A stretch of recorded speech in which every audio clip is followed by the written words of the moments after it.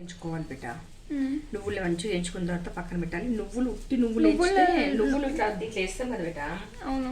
బాగా వేసినాక చిటపడి మన ఎగురుతాయి. అయితే ఇంత ఒక 4-5 డ్రాప్స్ మంచి నూనె వేయాలల్లా వేసి కలపాలి. మంచిగా వేగిన తర్వాత బ్రౌనిష్ వచ్చిన తర్వాత పక్కన పెట్టుకొని పచ్చిమిరపకాయలు వేయించుకోవాలి. కొంచెం నూనె పోసి గోలియాలి. కొంచెం ఒక 2 టేబుల్ స్పూన్స్ వేసి ఈ కలర్ వచ్చిన తర్వాత అవి కూడా తీసి పక్కన పెట్టుకోవాలి. మళ్ళీ అందులోనే టమాటాలు కోసుకోవాలి. టమాటాలు కూడా సిమ్లో పెట్టి ఉడకబెట్టుకోవాలి. ఈ టమాటా ఉడికేటప్పుడు కొంచెం ఉప్పు వేసుకోవాలి టేస్ట్ కోసం. ఇవి మంచిగా ఉడికితే మంచిగా టేస్ట్ అవుతాయి. తర్వాత ఇవి మిక్సీలో వేసుకొని పెట్టుకోవాలి. మిక్సీలో వేసుకొని పెట్టుకున్న తర్వాత ఇదిగో తాలింపు వేసుకోవాలి.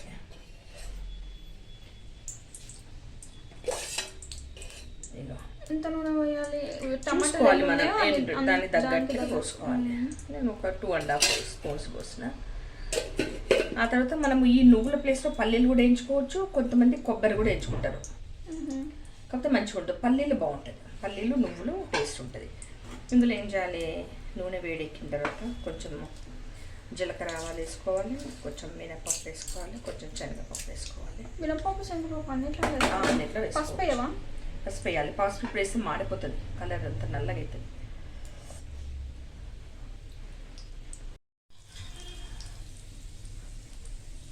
మిక్సీలో వేయాలి కదా అన్నీ. ఎల్లో కలర్ టమాటా పచ్చడా? వైట్ కలర్ రెడ్ కలర్ అయితే మనం పచ్చిమిరపకాయలకి ఇస్తాం బెట. జస్ట్ ఇట్లా వేసేస్తాం. అది ఎండుమిరపకాయలు వేస్తాం. మనం ఎప్పుడైనా పులిహోర గట్టకపోతాం చూడు, ఆ పచ్చడి కదా. నీకు ఒకరోజు చూపిస్తాం బెట. అది నీకు ఇష్టం కదా. ఇంతేనా? అయిపోయిందా? పోస్ట్ కదా అంతే. కారం వేయదు దీంట్లో. కారం వేయాలి. పచ్చిమిరపకాయలు వేసాం కాబట్టి అంతే. ఫినిష్. వేడి అన్నం తినాలి. సూపర్ ఉంటుంది ఇది. సింపుల్.